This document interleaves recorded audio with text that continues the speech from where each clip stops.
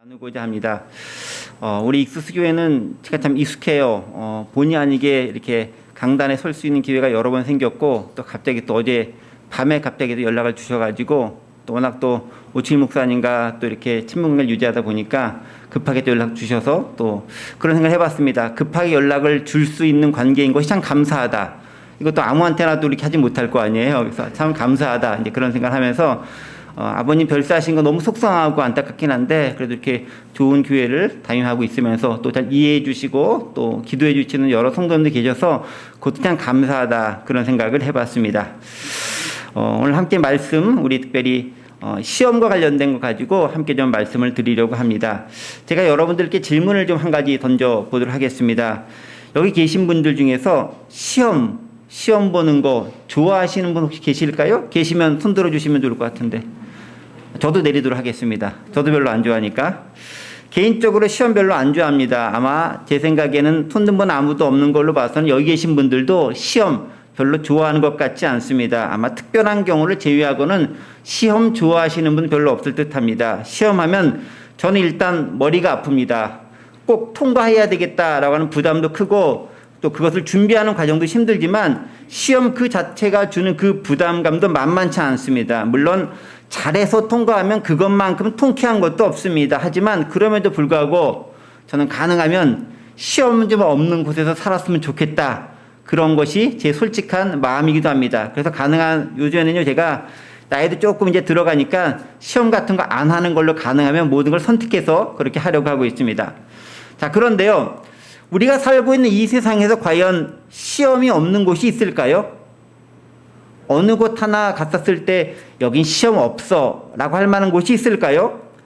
호흡하며 살아 숨쉬는 이 지구상의 공간을 살아가면서 시험이 없는 곳 도대체 있을까? 그런 생각을 해봅니다. 물론 우리는 학창시절을 마치면 대부분 수능시험과 같은 종류의 시험은 더 이상 치르지 않습니다. 하지만 시험은 꼭 수능시험 같은 시험만 있는 것이 아니죠. 회사에 취업을 해도 승진시험 봐야 되죠. 자격증 따기 위한 시험도 봐야 되죠. 또 무언가 하나의 과정을 넘어가기 위해서는 또 시험을 치러야 합니다. 하다못해 내가 원하는 취미생활을 잘하기 위해서도 그 취미생활을 하기 위한 자격증을 취득해야 되는 거예요. 또 심지어 여기 이제 우리 어르신들도 계시고 장로님들, 집사님들, 권사님들 계실 텐데 교회에서 선택받아 직분을 받을 때도 시험 치러야 되는 거 아시죠? 다 합격했으니까 자리에 앉아 계시는 겁니다. 시험. 정말 우리를 괴롭게 하고 저를 힘들게 합니다. 자, 그런데요. 어떻게 보면 그렇게 딱 정해놓은 룰과 눈에 보이는 문제들이 있는 수능 형태의 시험은 훨씬 쉽고 용이할 수 있습니다. 왜? 일단 시험이 눈에 보이잖아요. 문제도 보이잖아요. 그러니까 최소한 대비는 할 수 있습니다. 날짜도 나와 있잖아요. 근데 진짜 문제가 되는 건 뭐냐면요. 시험인지도 모르게 어느새 우리 가운데 다가와서 나를 시험하는 것들이 있을 때 이게 문제가 되는 거예요. 나도 모르는 사이에 나는 언제부터인가 시험의 그 한가운데 처해 있는 거예요. 나중에 한참 시간이 지난 다음에 내가 그 시험 가운데 있었구나. 내가 그때 시험에 들었었구나 라고 고백할 때가 종종 있습니다. 특별히 어떤 사람과의 관계적인 부분에 있어서 또 실현과 관련된 것 혹은 어떤 선택의 상황에서 우리가 그것이 시험인지를 모르고 있다가 나중에야 그것이 시험이었음을 알고 무척 당황해하던 그런 경험들이 한두 번씩은 아마 가지고 계시지 않았을까 그렇게 생각을 해봅니다. 자, 그런데요. 비단 우리의 삶에 대한 것뿐만 아니라 신앙생활에 대한 것들도 마찬가지인 것 같습니다. 신앙생활을 해나가면서 혹은 삶을 살아가면서 우리는 시험을 치러야 할 때가 있고 나도 모르는 사이에 그 시험 속에 이미 들어가 있는 경우도 있습니다. 때문에 시험 자체도 그렇지만 그런 시험의 상황이 올 때 도대체 어떻게 대처해야 하는가를 알아야 시험을 이겨내거나 극복하거나 통과할 수 있지 않겠습니까? 그런 의미에서 오늘 보면 야고보서 1장의 말씀은요.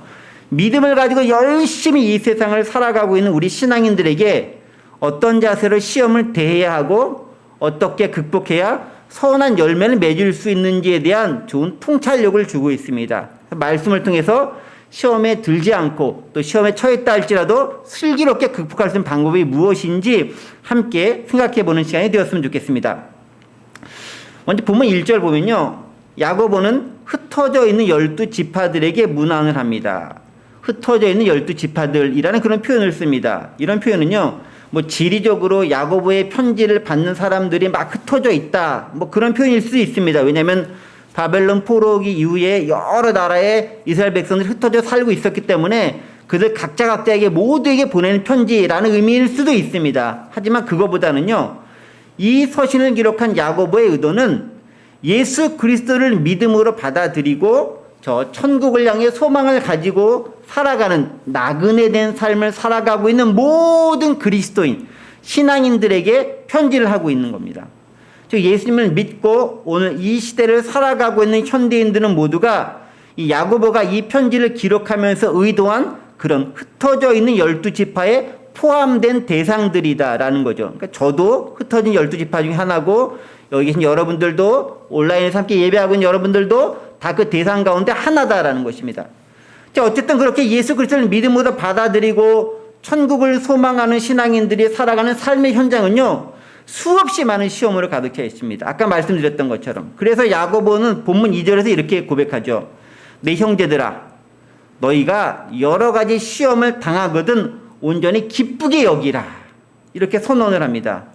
진정으로 그렇죠. 이 시대에 정말 수많은 시험들이 있습니다. 덕분에 본문에 이렇게 나왔죠. 본문에 여러 가지 시험이다라는 것은요, 시험의 종류가 한두 가지가 아니라 참 많은 시험들이 있다라는 것을 의미합니다. 이 시험이라는 단어는요, 한국말로는 그냥 시험 이렇게 표현되어 있는데 제가 조금 유식한 척해서 영어 단어를 보면 크게 세 가지 정도로 이 시험이라는 단어를 분류할 수 있습니다. 그 세 가지 단어가 뭐냐면은 테스트라는 형태의 시험이 있고, 또 트라이얼이라고 하는 시험이 있고, 또 템테이션이라고 하는 시험이 있습니다. 다 T자로 시작되죠. 그래서 3T 시험, 이렇게 저는 개인적으로 붙여서 이렇게 시험을 정의하곤 합니다. 반드시 그런 것은 아니지만요, 일반적으로 우리가 시험할 때 테스트라는 의미의 시험도 씁니다. 학교에서 보는 시험, 뭐 진급 시험, 중간고사, 기말고사 이런 것들은 테스트로서의 시험입니다. 어떤 한 단계에서 다른 단계로 넘어갈 때 그때 치르는 것으로서 과정을 마치고 그 과정을 넘어가는 수준이 되는지를 점검하는 차원에서 이 테스트라는 단계를 통과해야 됩니다. 자, 그 다음에 또 시험이라고 번역되지만 영어로는 트라이얼이라는 단어가 있어요. 트라이얼. 이것은 한국말로 굳이 번역하자면 시험보다는 시련, 역경 이런 게 조금 더 적합한 단어일 듯 싶습니다. 시련의 의미를 가지고 있는 것인데요. 어떤 환난이나 어려움이나 병마나 고통이나 실패나 이런 것들이 이 시련으로 번역될 수 있는 트라이얼과 관련된 시험입니다. 그리고 마지막 또 한 가지 시험이 있죠. 템테이션. 이 템테이션인데 이것은 일반적으로 악한 세력들이 우리를 무너뜨리고 넘어뜨리려고 할 때 사용되는 단어로 한국말로는 유혹이라는 단어가 조금 더 적합한 것 같습니다. 그러니까 테스트로서의 시험, 트라이얼 시련으로서의 시험, 그리고 템테이션 유혹으로서의 시험, 이렇게 세 종류의 시험으로 나눌 수 있는 것 같습니다. 자, 근데요, 제가 편리하게 이렇게 편의상 나누긴 했는데 사실 이 시험이 따로따로 오는 게 아니에요. 그럴 때도 있지만 이게 한꺼번에 몰아서 올 때도 있습니다. 어떤 것들은 세 가지 유형의 것들이 혼합돼 찾아오는 경우가 많습니다. 어느 한 가지 성격만 유지되기보다는 시간의 흐름과 사안의 진행 방식에 따라서 섞이거나 혼합되는 경우가 많습니다. 예를 들면 이런 거예요. 제가 예를 들어 볼게요. 테스트로서의 학교의 시험을 잘 보려면요, 트라이얼과 같은 고통과 고난과 인내하면서 공부를 열심히 하는 그 인내의 시간이 필요한 거예요. 실현의 시간이 필요합니다. 그러다가 잘 안 되면 어떡합니까? 컨닝하고 싶은 유혹, 템테이션에 빠집니다. 부정 행위를 하고 싶은 유혹에 빠지기도 하죠. 때문에 어느 한 가지만을 딱 특별히 고집하거나 주장할 필요가 없다는 거죠. 자, 그럼에도 한 가지 확실한 게 뭐냐면요, 하나님은 우리를 넘어뜨리기 위한 목적의 시험, 즉 템테이션은 절대로 하지 않는다라는 거예요. 유혹은 누가 하니까? 누가 합니까? 사탄 마귀가 하는 거예요. 하나님 우리를 넘어뜨리려고 하는 그런 종류의 시험, 유혹은 하지 않는다라는 것입니다. 그래서 이어지는 본문 쭉 오늘 읽지는 않았지만 13절을 보면 이런 구절이 있어요. 하나님은 악에게 시험을 받지도 아니하시고 친히 아무도 시험하지 않으신다라고 기록되어 있습니다. 그러니까 하나님은 시험 안 하신다라는 거죠. 여기 있는 단어 시험하지 않으신다 할 때 시험인 단어가 영어로는 템테이션이라는 단어를 쓰고 있어요. 그러니까 그런 종류로 유혹하는 걸 우리 시험하지 않으신다라는 것입니다.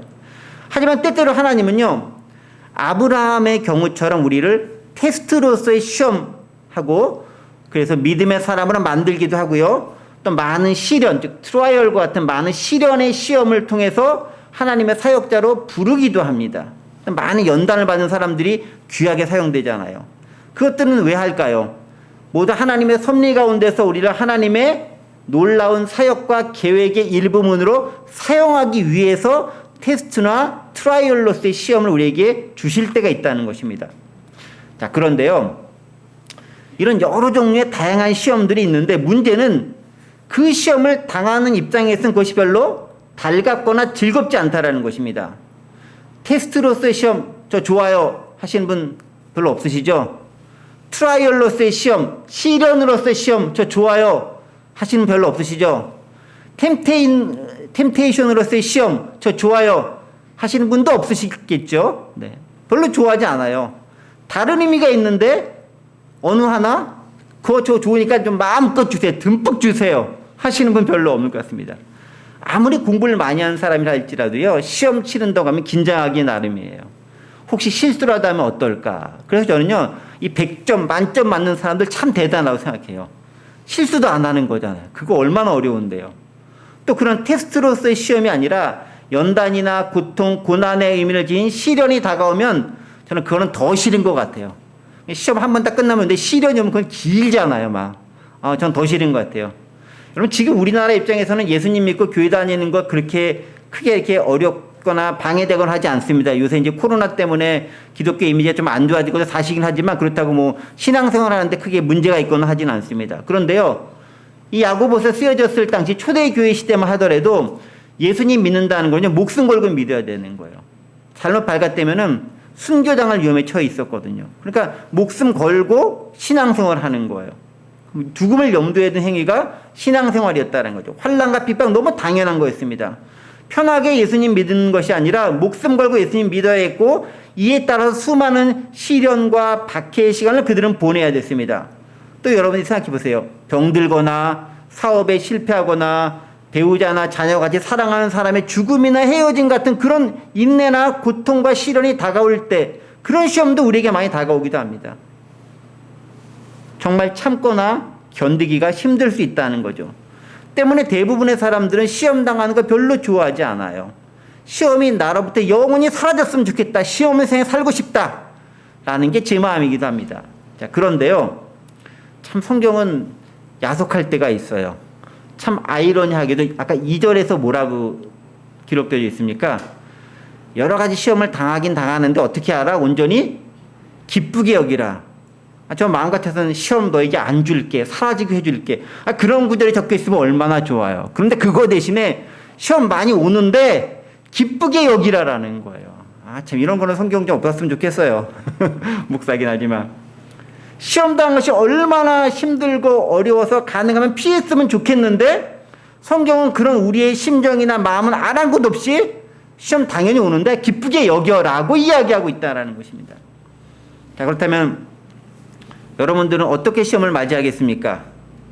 테스트로 오는 시험이든 트라이얼로서 오는 시험이든 또는 템테이션의 시험이든, 시험이 오면 기쁘고 즐겁게 환영합니다, 웰컴, 어서 오세요, 즐기겠습니다, 그런 자세로 시험 잘 맞이할 수 있겠습니까? 별로 대답이 없으시죠? 우리 온라인 오프라인 다 마찬가지죠. 하지만 성경은 분명히 얘기합니다. 뭐라고요? 너희가 여러 가지 시험을 당하거든 온전히 기쁘게 여기라. 그게 성경이 우리에게 하고 있는 말이에요. 생각해 봐야 되겠죠. 성경이 우리에게 뭔가를 얘기한다면요, 그거는 분명 우리에게 좋은 결과를 맺을 것이기 때문에 얘기하는 거예요. 나쁜 건데 이렇게 해라라고 얘기하지 않아요. 그렇죠? 나쁜 거면 하지 말라라고 하겠죠. 근데 온전히 기쁘게 여겨라, 받아들여라 얘기하잖아요. 뭔가 좋은 게 있으니까 이렇게 얘기하는 거 아니겠습니까?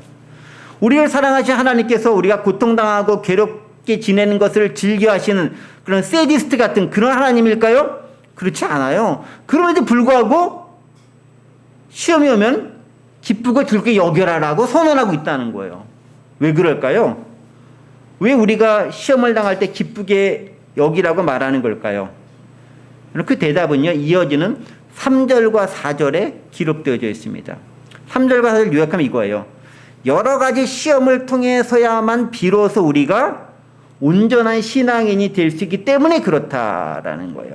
조금 더 살펴보겠습니다. 자, 3절 보면 이렇게 얘기하고 있습니다. 너희 믿음의 시련이 인내를 만들어내는 줄 너희가 알미라. 이게 3절 말씀이에요. 자, 여기서 먼저 주목해야 할 단어가 있습니다. 뭐뭐뭐뭐 줄 너희가 알미라. 알미라라는 단어예요. 자, 우리는 시련을 통해서 뭔가가 이루어지는 것이 있음을 알아야 하는 거예요. 일단 깨달아야 돼요. 일단 자각해야 돼요. 일단 알고 있어야 되는 거예요. 자, 그러면 뭘 알아야 됩니까? 믿음의 시련이 뭘 만들어내는 거를? 인내를 만들어내는 걸 내가 알고 있어야 그 시험을 내가 즐겁게 받아들일 수 있다는 거예요. 그러니까 지식이 있어야 되는 거야. 이 시험이 오는데 이 시험은 나로 하여금 결국 인내를 만들어내는 거야 라는 걸 내가 머릿속으로 이미 알고 있어야 된다는 거예요. 자, 그런데요, 본문을 자세히 보세요. 시련이 오긴 오는데 어떤 시련입니까? 믿음의 시련이죠. 여기 써 있죠. 너희 믿음의 시련이 인내를 만들어 온다. 그냥 시련이 오는 게 아니라 믿음의 시련이 온다라고 되어 있어요. 앞에 수식어가 있습니다. 믿음이라는 수식어가 붙어 있어요. 시련은 시련인데 그냥 시련이 아니라 믿음의 시련입니다. 자, 내가 아까 위에서도 언급했지만요. 이 서신은 어떤 사람이 받는 수신자일까요? 예수 안 믿는 사람? 아니에요. 예수 잘 믿는데 여러 곳에서 흩어져 있어서 믿고 있는데 믿음을 가지고 있고 신앙생활 하고 있는, 그러나 박해와 어려움 가운데 있는 사람들, 그 그리스도인들에게 야고보가 보내는 편지가 야고보서입니다. 오히려 이 편지는 나그네처럼 흩어져 살고 있으면서 하나님 나라를 소망하면서 어렵고 힘들지만 믿음을 가지고 살아가는 하나님의 백성들에게 쓴 편지가 야고보서예요. 이어지는 같은 공동서신인 베드로전서는 아예 그런 사람들 뭐라고 표현하면 이렇게 표현합니다. 흩어진 나그네들로 표현합니다. 그리고 그 설명을 하나님 아버지의 미리 아심을 따라 성령이 거룩하게 하심으로 순종함과 예수 그리스도의 피뿌림을 얻기 위하여 택하심을 받은 자들이여 구체적으로 밝히고 있습니다. 이 서신의 수신자는 이미 누구죠? 예수 그리스도를 잘 믿고 있는 사람들이라는 거예요. 그러니까 지금 여기 계신 또 온라인을 시청하고 있는 여러분들이 바로 이 서신의 수신자들이라는 거예요. 정리하면 이렇습니다. 시험을 당하고 있는 사람들이 있는데 그들은 뭐 어떤 사람이면 예수님을 잘 믿고 있는 신앙인들이라는 거예요. 믿음의 사람들이라는 것입니다. 저 예수님을 믿고 살아가는 사람들이 당하는 시련에 대해 이야기하고 있는 것입니다. 시련과 믿음이 연관되어져 있다는 거예요. 시련은 시련인데 어떤 시련? 믿음의 시련이라는 거예요. 우리는 평상시에 우리가 얼마나 믿음이 있는지 또 믿음 그 자체를 가지고 살고 있는지조차도 모른 채 살아갈 때가 많습니다. 우리 자신을 가만히 한번 생각해 보세요. 여러분도 한번 생각해 보세요. 우리의 일상적인 행동 하나하나 할 때 그것을 믿음에 의해서 행동을 하십니까? 아니면 그냥 원래 해오던 거니까 자연스럽게 합니까? 오늘 예배당에 나오신 분들 혹은 온라인으로 이렇게 방송을 보고 있는 여러분들 믿음으로 나온 겁니까? 원래 해오던 거니까 당연히 해야 되니까 하시는 겁니까? 한번 잘 생각해 볼 필요가 있는 거예요. 많은 부분들이 본능적으로 의뢰해왔으니까 습관적으로 그렇게 하는 경우가 많습니다. 또 세상 사람들이 그렇게 사니까 나도 같이 살래 라고 하는 경우가 많아요. 그 무리 가운데 섞여서 살아가면은 별로 티가 나지도 않고 아무런 의심이나 거리낌 없이 그렇게 살아갈 수 있으니까 그렇게 하는 경우도 많다는 거예요. 원래요, 시험이 시험으로 오기 위해서는요, 무언가 다른 것, 즉 차별되는 것이 있어야 시험이 느껴지는 거예요. 똑같으면 시험이 아닌 거잖아요. 뭔가 달라야 시험인 거잖아요. 세상 사람들이 살아가는 방식과 내가 똑같이 살아가면 특별히 시험 올 게 없어요. 왜? 그분들과 똑같이, 그 사람은 똑같은 방식으로 살기 때문에 뭔가 걸릴 게 없는 거예요. 걸릴 게. 자, 그런데 예수님을 믿는 사람들은 어떻게 살아갑니까? 이 세대와는 좀 다른 방식으로 살아가는 거예요. 하나님의 방식으로 살아가는 거예요. 하나님의 율법에 따라, 하나님의 말씀에 따라 살아가다 보니까 세상이 살아가는 방법과 충돌이 있고 다름이 생기고 거기서 말하자면 갈등이 생길 수밖에 없는 거예요. 이렇게 얘기하죠. 왜 너만 그렇게 다르게 살아? 네가 뭔데? 너 왜 그렇게 유별나? 라고 우리에게 이야기하는 사람도 있을 수 있다는 거예요. 세상 사람들이 보기에. 따지고 힘들게 하는 거죠. 여러분, 바로 그 지점에서 시험이 발생하는 거예요. 세상 사람은 똑같이 살면 별로 시험 들 일 없어요. 그냥 묻어가면 되니까. 근데 뭔가 다르니까 그 지점에서 시험이 생기는 거예요. 여러분, 그래서요, 아무 문제가 없다. 세상 살아가는데, 그럼 한번 날 돌이켜봐야 되는 거예요. 내가 너무 저 사람과 똑같이 살고 있는 거 아니야? 그 반대도 있겠죠. 그 사람들이 나랑 똑같이 살 수도 있겠죠. 그건 좀 쉽지 않은 것 같긴 하지만 어쨌든 그럴 수 있죠. 고민해 보셔야 되는 거예요. 그때 이런 거예요. 아, 그것이 다른 것이구나. 세상과는 다르게 살아가야 하는 것이구나 라고 느끼게 하고 생각하게 하고 결단하게 하는 것이 뭐가 있습니까? 그게 바로 믿음이라는 겁니다. 믿음이 있는 사람은요, 하나님의 방식과 세상의 방식이 다르다는 걸 알고 그것으로 인해 힘들어하는 사람이라는 거예요. 그러니까 여러분들 세상 나라에서 열심히 생활하실 때 뭔가 좀 어렵고 힘들거나 할 수 있어요. 나는 교회에 다니고 예수 열심히 믿는데 그것 때문에 힘들어하는 사람이 있어요. 여러분, 그게 믿음의 삶의 모습이라는 거예요. 아무런 힘듦이 없으면은 믿음으로 사는 게 아니라 세상 사람들이 살아가는 대로 똑같이 살아가는 사람일 수 있다는 거예요. 다 그렇다고 제가 얘기할 수는 없지만 그럴 가능성이 높다라는 거예요. 왜요?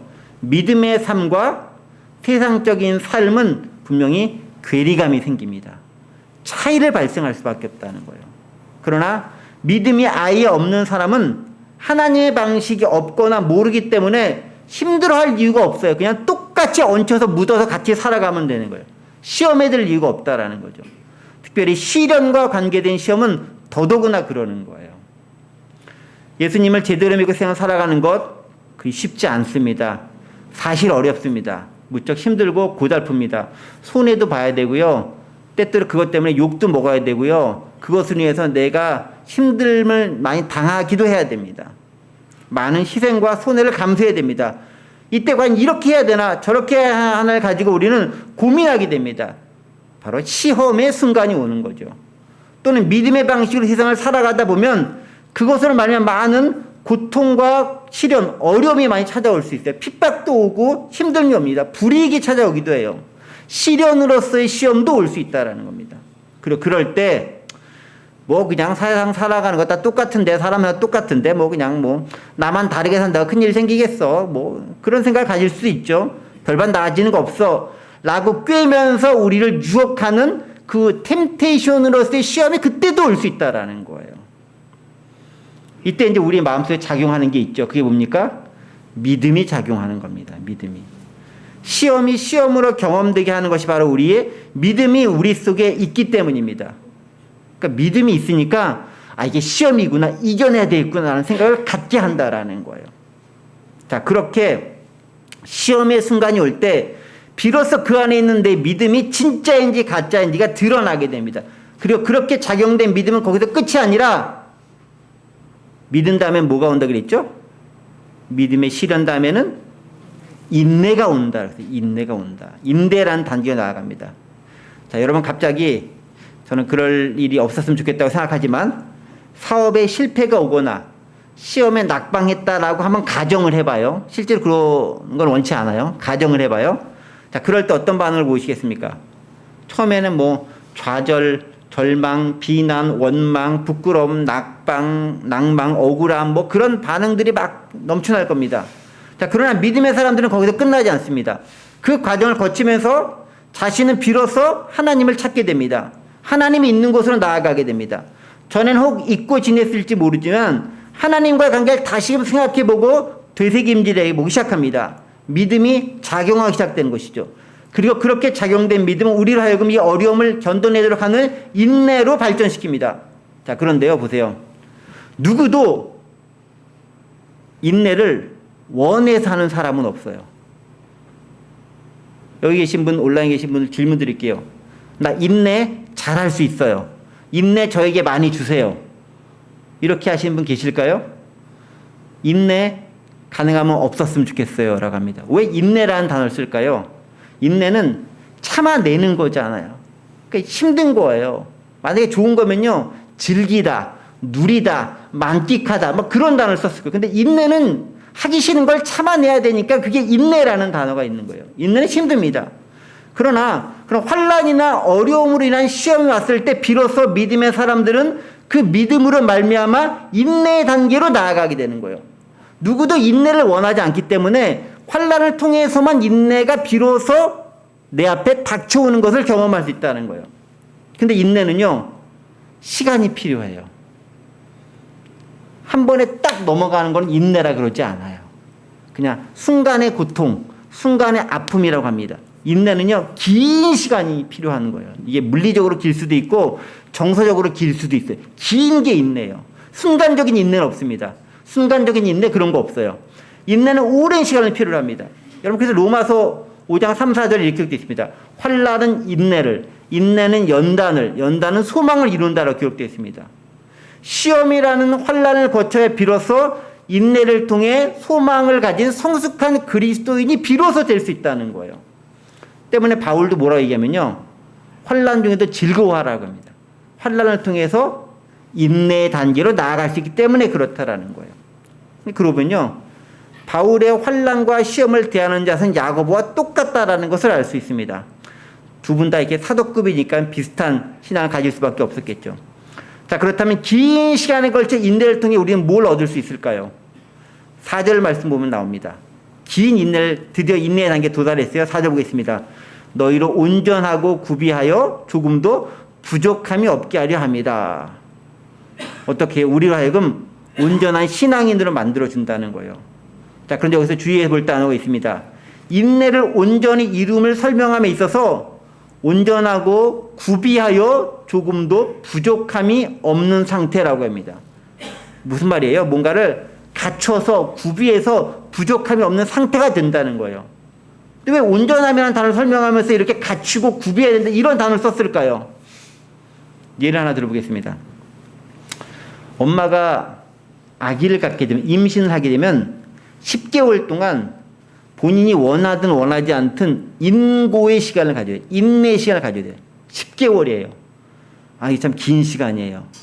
그런데 그 10개월은 엄마에게만 10개월일까요? 태중에 있는 아이에게도 10개월이라는 시간이 동일하게 적용되는 거예요.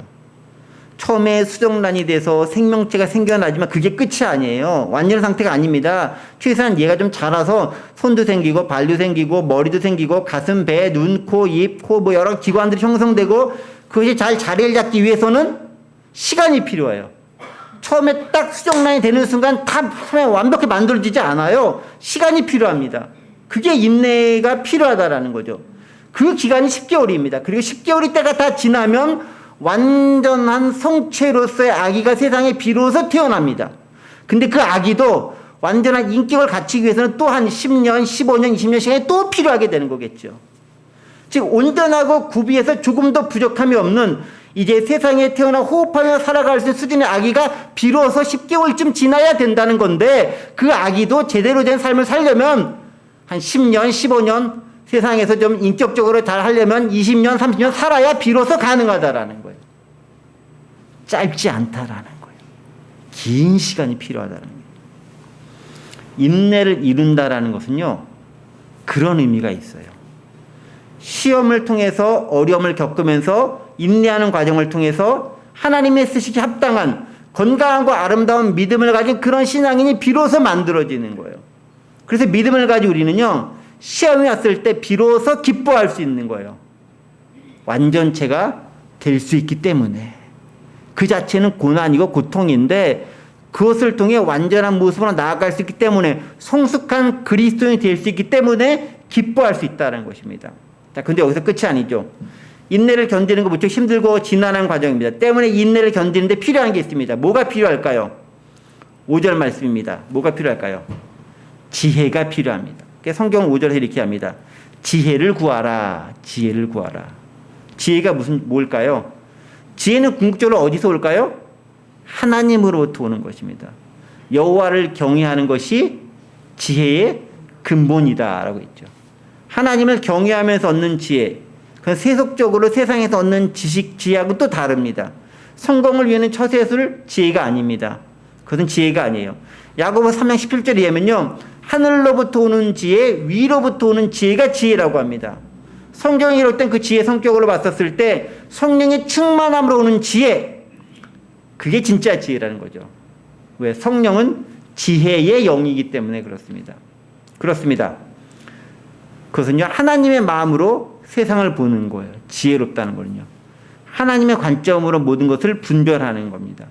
하나님의 관점으로 온전한 기독교적 세계관으로 세상을 보고 사물을 보고 그런 관점으로 시험을 내가 바라보는 거예요. 누구의 관점? 하나님의 관점으로 보는 거예요. 그러면 그 시험이 단순히 나를 어렵게 하고 힘들게 하고 고통을 주려고 하는 것이 아니라 우리를 성숙하고 건전하고 온전하게 만드는 과정임을 비로소 알게 되는 거예요. 그러면 기쁘게 맞이할 수 있는 거예요. 과정은 힘들지만 결과가 멋지기 때문에 기쁘게 받아들일 수 있는 겁니다. 하나님의 관점으로, 즉 지혜를 가지고 시험이나 시련을 봤을 때 그 참된 의미를 깨달을 수 있게 되는 거죠. 자신의 마음과 생각과 관점이 비로소 변하는 것을 알 수 있습니다. 그러니까 예전에는 시험과 시련, 환란 오면은 도망갈래, 오지마 그랬던 것들이 이제 관점이 바뀌면은 그래, 이걸 통해 나는 좀 더 성장할 거야, 성숙해질 거야, 더 온전해질 거야, 그런 그리스도인이 될 거야 라고 생각할 수 있는 거죠. 때문에 우리는요, 지혜를 구해야 되는 거예요. 하나님은 그렇게 구하는 자에게 지혜를 주십니다. 그냥 내가 원하는, 내 마음대로 달라고 하는 모든 걸 주는 게 아니라 하나님의 지혜를 구하는 자에게 하나님의 지혜를 주시는 거예요. 솔로몬이 뭘 구했죠? 지혜롭게 하는 마음을 구하지 않았습니까? 다른 거 다 구하지 않고 그거 하나 딱 구했습니다. 그러니까 모든 걸 다 얻게 되는 거잖아요. 다 얻으려고 지혜를 구하지는 마시고 하나님의 지혜를 구하는 게 제일 좋은 거기 때문에 구해야 된다는 거예요. 그리고 그 지혜는 어떻게 합니까? 말씀을 통해 알게 하고 성령의 역사를 통해 경험하게 하고 설교와 깨달음을 통해서 우리는 좀 더 지혜로워질 수 있는 거예요. 결국 지혜를 얻는 방법도 뭐겠습니까? 기도하는 걸 통해 얻습니다. 간구를 통해 얻을 수 있습니다. 하나님께 간절히 구하는 겁니다. 기도를 통해 지혜를 얻습니다. 성령의 은혜를 경험할 수 있습니다. 자, 그런데 어떤 사람들이 지혜를 구하면서 의심하기도 해요. 왜 의심합니까? 내가 구하는 것이 혹 내가 원하는 결과대로 이루어지지 않으면 어쩌지? 이 걱정을 하는 거예요. 기도하면서 나는 이거 달라고 이렇게 원하고 내가 바라는 모습 이거대로 해서 기도했는데 그대로 안 주면 어떡하지? 이거를 가지고 고민하는 거예요. 이런 거죠. 정확히만 이거예요. 내가 원하는 건 딱 요 모양인데 하나님 요 모양대로 주셔야 그 기도 응답이에요. 라고 생각을 딱 정해놓고 있어요. 그리고 그렇게 안 될까 봐 걱정하는 거예요. 그리고 또 어떤 분들은 괜히 하나님 부담시킬까 봐 그 기도는 안 해. 하나님 이 기도했는데 하나님 들어주시기 부담스러우면 어떡해. 이대로 안 주시면 어떡해. 아예 하지 말자. 하나님을 편하게 놔두리자. 뭐 이런 발칙한 생각을 가지고 계신 분들도 있는 것 같아. 우리는 종종 마음이 나눠질 때가 있어요. 어떻게 나눠집니까? 하나님의 뜻대로 이루어지는 것과 내 마음이 원하는 것이 이루어지는 것으로 나누어질 때가 있는 거예요. 우리는 뭘 원하죠? 하나님 뜻이 이루어진 걸 원해요? 내가 원하는 게 이루어지는 걸 원해요? 정답은 하나님 뜻대로 되길 원하지만 내 속마음은 내가 원하는 대로 되었으면 좋겠다는 게 우리의 속마음인 거잖아요. 지혜도 그런 식으로 구할 때가 있다라는 거예요. 내가 원하는 대로의 지혜만. 주식시장에서 돈 잘 벌 수 있는 지혜를 좀 주세요. 이런 거. 꼭 나쁘다는 건 아니지만. 그래서 이제 성경 8절에 뭐라고 얘기합니까? 두 마음을 품어 정함이 없는 자로다. 두 마음 나누지 말라는 거예요. 내가 원하는 거 하나님 원하는 거 나눠가지고 갈등하지 말라는 거예요. 뭘 구하라는 겁니까? 하나님이 원하는 거 위에서 오는 그 지혜를 구하라는 거예요. 하나님의 마음을 품고 기도해야 된다. 그것이 하나님 뜻대로 기도하는 거고 그런 기도를 통해 참된 지혜를 얻는다라는 겁니다. 그러면 우리에게 닥쳐오는 시험이나 시련을 극복하고 이겨낼 수 있다는 겁니다. 그 시험이 우리를 유익하게 하고 나로 하여금 성숙하고 성장된 신앙인을 만들어주는 것을 알기 때문에 그렇다라는 것입니다. 말씀 정리하겠습니다. 요즘 코로나 때문에 살기 힘드시죠? 모이기도 힘들잖아요. 다 같이 모여서 이 예쁜 예배당으로 올해 옮겨왔는데 가득 모여서 예배해야 되는데 예배도 못하고 다 온라인 예배드리고 이게 참 띄엄띄엄 앉아야 되고 얼마나 속상해요. 또 정부에서는 이렇게 뭐 몇 명 이상 모이지 마라 뭐 이런 거 계속 하고 있고 막 속상하고 힘듭니다. 경제 활동하기도 힘듭니다. 청년들 취업할 데도 없어요. 참 힘듭니다.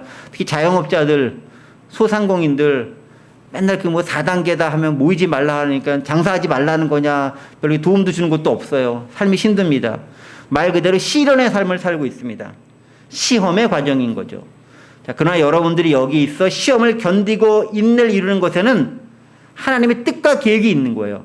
내가 믿음의 눈으로 바라볼 때, 신앙인으로서의 눈으로 바라볼 때 그것을 깨닫는 것이 그게 지혜다라는 겁니다. 그러면 어렵고 힘든 삶이라도 능히 이겨낼 수 있습니다. 소망이 생깁니다. 궁극적으로 기쁨이라는 것은 압니다. 시험을 좋아하는 사람 없습니다. 그러나 그 시험이 유혹과 같이 우리를 넘어뜨리는 것이 아니라면, 우리가 믿음의 삶을 사는 신앙인이라면 그 시험을 통한 하나님의 계획을 발견해야 됩니다. 그럴 때 시험은 단지 시험으로 끝나는 것이 아니라 좀 더 성숙하고 온전한 신앙인을 우리를 만들어 줄 겁니다. 그리고 그것은 하나님께로부터 오는 지혜로 말미암습니다.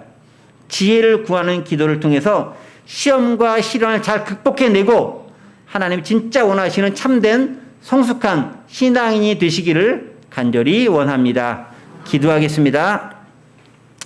하나님 아버지, 시험, 시련, 유혹 별로 우리에게 유쾌하게 다가오는 단어 같지는 않습니다. 그렇다 할지라도 시험과 시련을 통해 우리가 성장할 수 있고 또 믿음의 인내를 통해서 성숙해져 갈 수 있다면, 그것을 통해 하나님을 더 잘 알 수 있다면 능히 감당할 수 있는 믿음 허락해 주시고 또 이겨낼 수 있는 용기도 허락해 주옵소서. 내 힘으로 어렵사오니 성령께서 함께 하심으로 능히 그것들을 통해서 하나님의 나라를, 하나님의 지혜를 볼 수 있도록 허락하여 주옵소서. 감사드리며 예수 그리스도의 이름으로 기도드리옵나이다. 아멘.